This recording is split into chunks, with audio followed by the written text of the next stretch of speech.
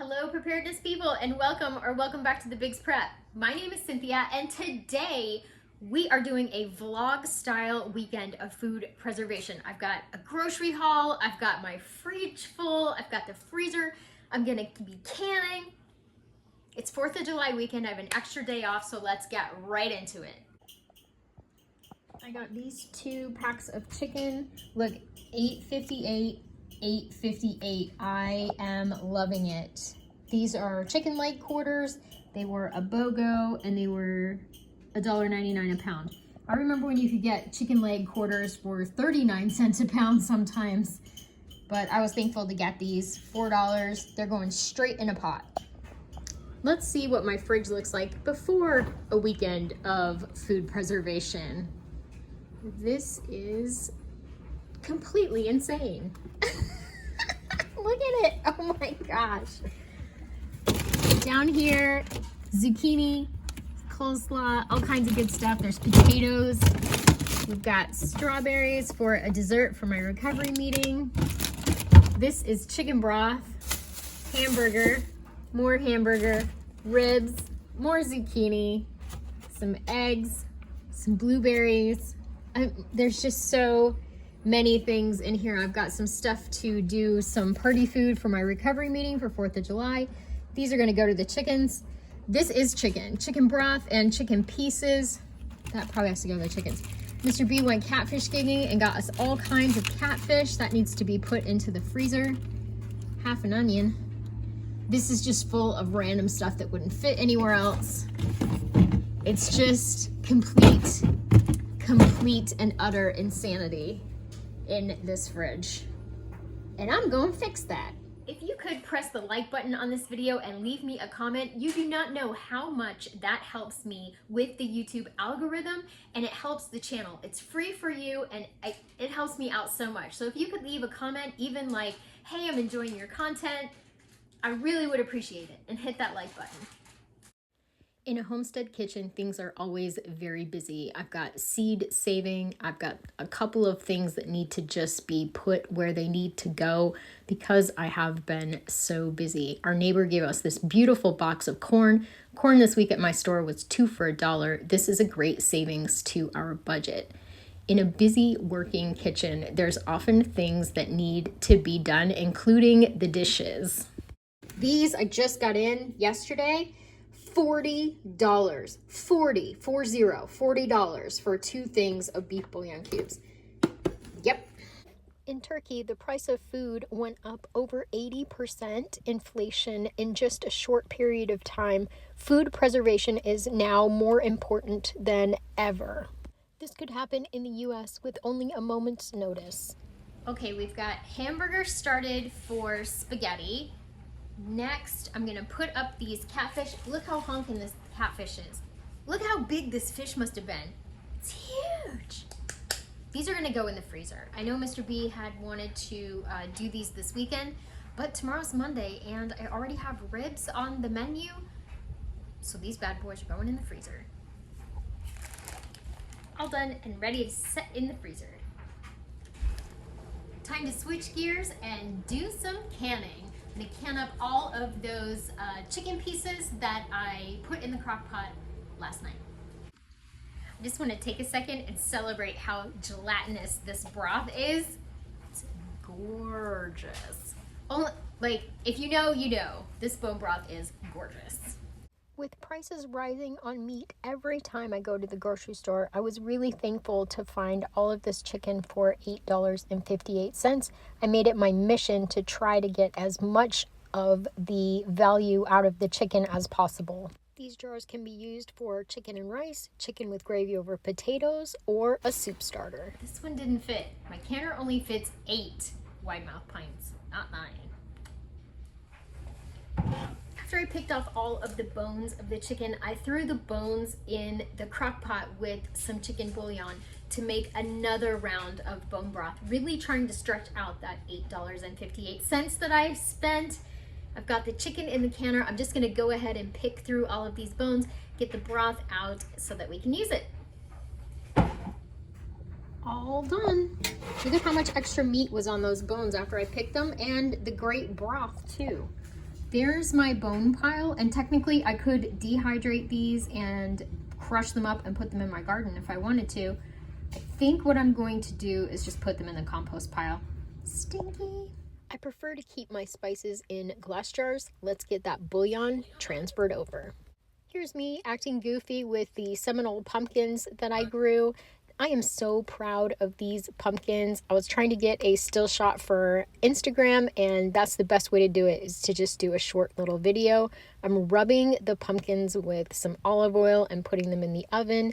Next up, I'm gonna prep all of my vegetables for my spaghetti sauce. Green peppers, onions, carrots, zucchini, it's all going into the roaster. We are at the end of day one. The canner off.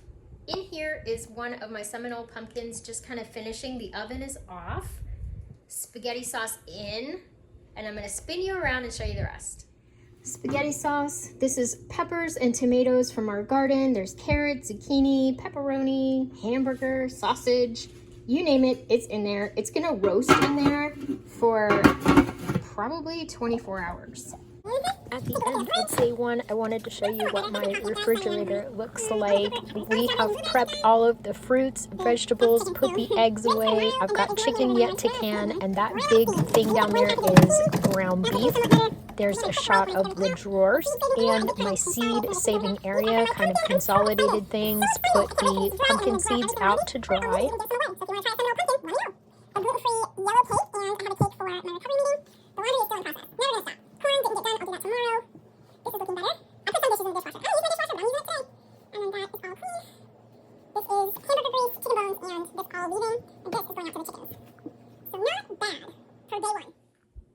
How are you doing building your prepper pantry? Look for a video soon from me about the 5 stages of planning a prepper pantry.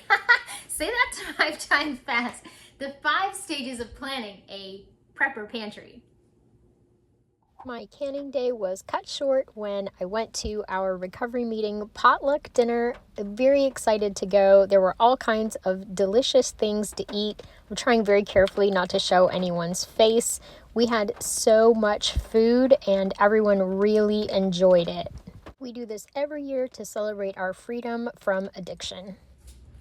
Welcome back for day 2 of food preservation here on the Biggs Homestead. The next round of chicken I decided to do in quarts. I'm going to can spaghetti sauce in quarts as well. That beautiful bone broth and chicken pieces. You can see I've got YouTube on my laptop. I'm catching up on some videos from some of my favorite channels out there.